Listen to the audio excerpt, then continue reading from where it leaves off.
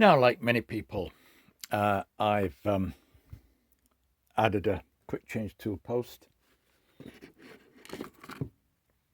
to replace the tool clamp, and it's difficult to get the tools onto the center line. This is even with the I think that's an 8mm tool.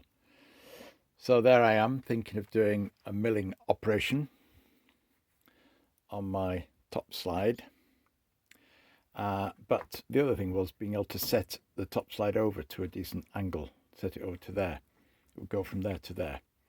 So I thought, oh, well, let's take out the things that hold it. And as you take the top slide off, what you realize is that you've got this adapter plate here.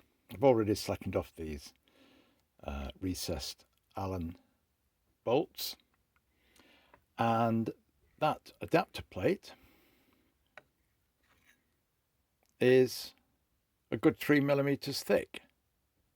So taking that off is going to lower my top slide by that amount.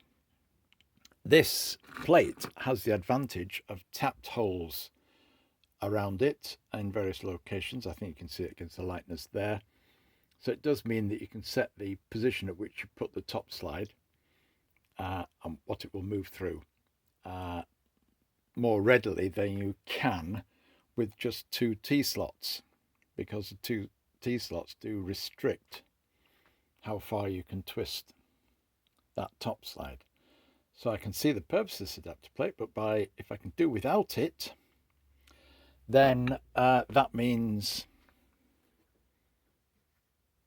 I've got more flexibility in terms of setting the tool height with a quick change tool post.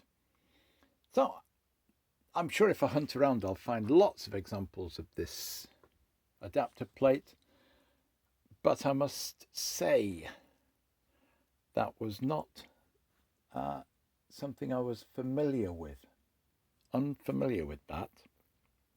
So there we go. You discover something all the time. It shows how little this lathe has been used.